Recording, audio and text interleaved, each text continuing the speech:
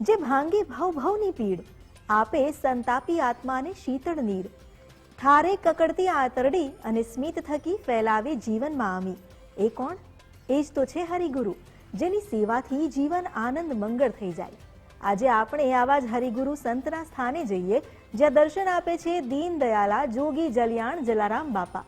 સાથે બેઠા છે સદગુરુ સાંઈ, અને જ્યાં હોય સાધો જનનો નિવાસ તો ક્યાં જવાના ભગવાન. અહીં રામકૃષ્ણ અને સંત શિરોમણી જલારામ બાપા બધા સાથે બેઠા છે ભક્તોને દર્શન દેવા. તો ચાલો આપણે પણ જઈએ અમદાવાદના પાલડીમાં આવેલા જલારામ મંદિરે અને અનુભવીએ ગુરુજનની છત્રછાયા.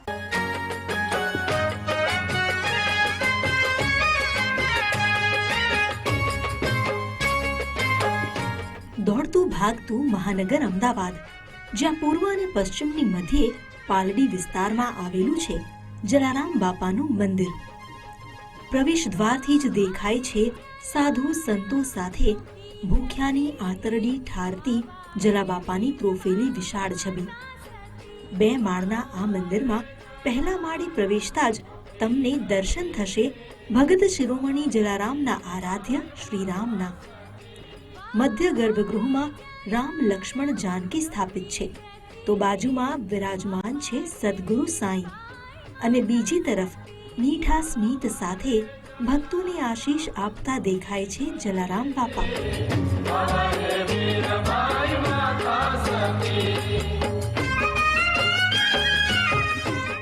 અહીં એક તરફ માં અંબાના દર્શન પણ થઈ જાય છે. રંગમંડપની દિવાલો પર જલારામ બાપાના ચમત્કારો દર્શાવતી તસવીરો ધ્યાન આકર્ષિત કરે છે. દિવાલો પર ચિત્રિત જલાબાપાના જીવન પ્રસંગો ભક્તોના ભાવ પ્રબળ બનાવે છે. બાપાના જીવનના કેટલાય પ્રસંગો એવા છે જે તેમની અભૂતપૂર્વ ભક્તિ અને શ્રદ્ધાના પરચા આપે છે. આજે પણ ભક્તો બાપાના પરચા યાદ કરી ભાવુક થઈ જાય છે. ધાંગધ્રાના દરબાર આજે 150 માણસનું લશ્કર લઈને ત્યાંથી નીકળતા હતા, અને જલારામ બાપા લાડુને જે એમના જે ગાંઠિયા હતા એ લઈને 150 માણસને જમાડ્યા.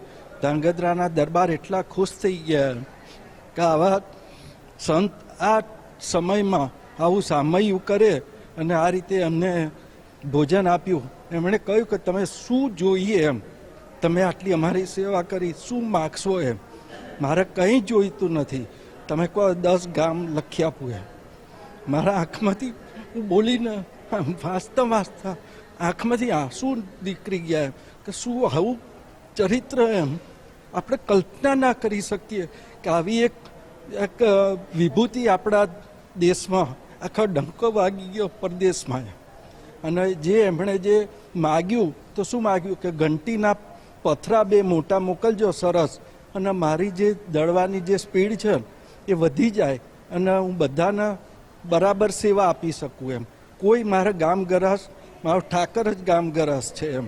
એવી એમની જે આખો જે ભાવ હતો સમાજ પ્રત્યેનો, જે સેવા કરી છે એમ.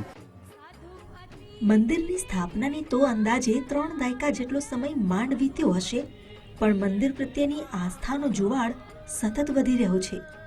દર ગુરુવારે આવનારા ભક્તોની સંખ્યા દિવસે ને દિવસે વધતી જ જાય છે, એવું સત છે આ મંદિરનું.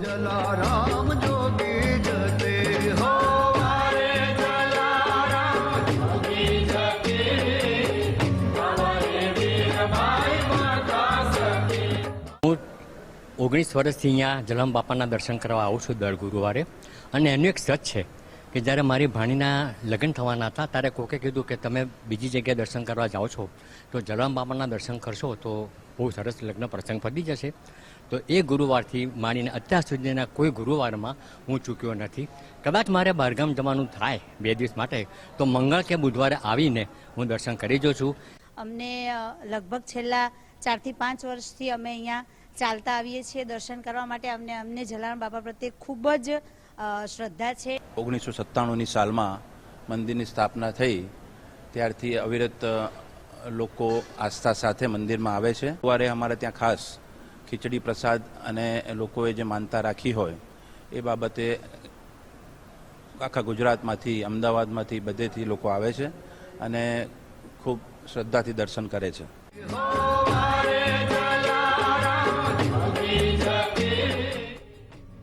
અહીં આવનાર સૌ કોઈની આશ જલાબાપા પૂરી કરે છે. સૌ કોઈને સ્મિત સાથે એ આશ્વાસન આપે છે કે ચિંતા ન કરો, હરિ પર ભરોસો કરો, બધું સમસૂત્રું પાર ઉતરશે. અને આ કોઈ ગોઠવેલી વાત નથી, પણ અહીં આવી માનતા રાખનારાઓનો પ્રબળ વિશ્વાસ છે. અમે લગભગ ચાલતા ગુરુવાર 5 ગુરુવાર માનીએ છીએ, કાં તો કોઈ 2 ગુરુવાર માનીએ છીએ, કાં તો કોઈ ઉપવાસ રાખીએ છીએ, અને અમે ચાલતા મંદિર આવીએ છીએ તો મારી તમામ મનોકામના જલાબાપા પૂર્ણ કરે છે, અને એના પરચા છે જ. ઘણા લોકો ક્યાંયથી ચાલતા આવે છે પ્રસાદ ધરાવવાની, શ્રીફળ ધરાવવાની, બરાબર બાપાના અન્નકૂટમાં કે બીજી ત્રીજી રીતે કંઈ સામગ્રી ધરાવવાની અનેક રીતની બાધા રાખે છે. જલારામ બાપાની અતૂટ, અદ્વિતીય, અજોડ ભક્તિના પ્રતીક સમાન અખંડ દીપ મંદિરની સ્થાપના સમયથી પ્રજ્વલિત છે. અહીં બેઠેલા જલાબાપાનો કદાચ પ્રતાપ છે કે પાપા પગલે માંડતું બાળક પણ એમના દર્શન કરવા આવી તેમને નતમસ્તક થાય છે.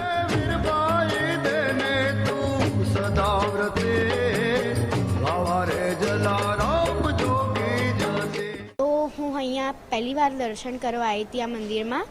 મને આ મંદિરમાં આવીને બહુ શાંતિ લાગી. હું અહીંયા શ્રી રામ ભગવાન, સીતા માતાજી, લક્ષ્મણજી, જ્વાલારામ બાપા અને સાંઈબાબાના દર્શન કર્યા. મને બહુ શાંતિ લાગી. પહેલા માળે જલાબાપા અને સાંઈના દર્શન કરી જ્યારે આપ બીજા માળે પહોંચો તો સૌથી પહેલા ગોવર્ધનધારી ગિરધર મોહન મુરારી તમને આવકારે, અને પછી દર્શન થાય છે જગતગુરુ શ્રી કૃષ્ણ અને રાધા રાણીના. અહીં દર્શનીય શ્રીનાથજીની ઝાંખી અંતરને આનંદ આપે છે.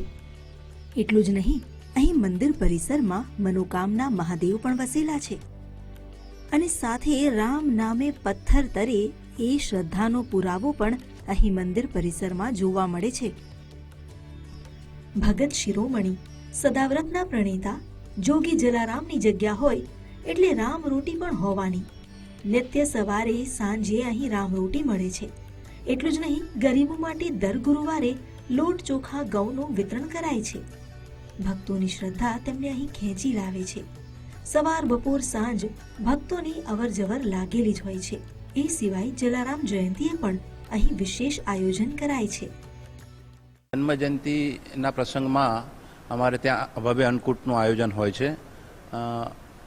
સવારે પ્રસાદ અમે 1200 થી 1500 માણસ સવારે પ્રસાદ લે છે, અને સાંજના સમયે 3000 થી 4000 માણસનું પ્રસાદનું આયોજન અમે કરેલ છે. અને લોકો બહુ શ્રદ્ધાથી, ભાવથી પ્રસાદ લે છે, અને સરસ રીતે અમારો પ્રસંગ ઉજવાય છે.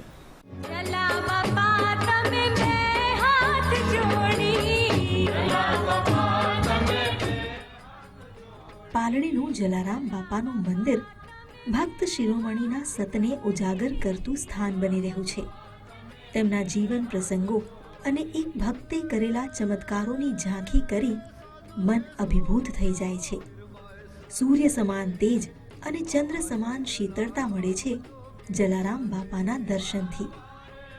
કેમેરા પર્સન નિકુંજ પ્રજાપતિ સાથે અમિતા જરીવાલા, ગુજરાત ફર્સ્ટ, અમદાવાદ.